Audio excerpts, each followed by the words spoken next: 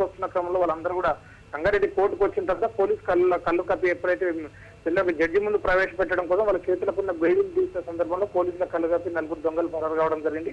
ఈ 4 దొంగలు పరారు అవుతున్న విషయాన్ని గమనించిన పోలీసులు ఏదైతే సెక్యూరిటీ వాళ్ళు వెంబడించిన సెక్యూరిటీలో 3 వెంబడించి పట్టుకోవడంగా కోర్ట్ టవర్ లో బస్ స్టాండ్ సమీపంలో ఒక దొంగ దొరకగా మిగతా 3 దొంగలు పారిపోయారు. అయితే వీళ్ళంతా కూడా మహారాష్ట్రలోను అట్లాగే జైరాబాద్ రాష్ట్ర సరిహద్దైన జైరాబాద్ నారాయణఖేడ్లో వాళ్ళు డెకైట్లకు సంబంధించి అట్లాగే దారి దోపిడీలకు సంబంధించిన ముఠాగా తెలుస్తా ఉంది. వీళ్ళు గత సంవత్సరం 7వ తారీఖు 3వ నెలలో మార్చి నెలలో వీళ్ళని అరెస్ట్ చేసి ఇక్కడ జైల్లో ఉంచినట్టు తెలుస్తుంది. గత ఏడాది కాలంగా ఇక్కడ వాళ్ళు అండర్ ట్రయల్ ఖైదీలుగా ఉన్నారు. ఈ రోజు వాళ్ళు 7వ వాయిదాకు ఈ రోజు కోర్టుకు రావడం జరిగింది. వచ్చిన క్రమంలో వాళ్ళు పోలీసుల కళ్ళకి పారిపోయారు. అయితే పోలీసులు దొంగ పారిపోతున్నాడు అన్న విషయం తెలుసుకొని కోటావరంలో ఉన్న డిఎస్పీ తిరుపతి వారిని చెక్ చేసి అంటే ఏదైతే కోర్టుకు 1 కిలోమీటర్ దూరంలో ఉన్న బస్ స్టాండ్ వరకు పరిగెత్తుకుని రోడ్ వెంబడి పరిగెత్తుకుని దొంగను పట్టుకోవడం జరిగింది. మిగతా వాళ్ళందరూ పారిపోయినట్టుగా చెప్తున్నారు. వీళ్ళందరూ మహారాష్ట్రలో పార్టీ మూటకు సంబంధించిన ఏదైతే డికైడ్ గ్యాంగ్ సంబంధించి సంచలనాలు దొంగతనాలకు పాల్పడే పార్టీ మూటకు సంబంధించిన వ్యక్తులుగా చెప్తున్నారు. వాళ్ళందరూ కూడా దాంతో పోలీసులు సెలెక్ట్ చేశారు. మెదక్ జిల్లా వ్యాప్తంగా ఉండే రహదారులన్నింటిలో కూడా భద్రత అంటే ఏదైతే వెహికల్ చెకింగ్ చేస్తా ఉన్నారు మిగతా వాళ్ళని కూడా తొందరగానే పట్టుకుంటామని చెప్తా ఉన్నారు.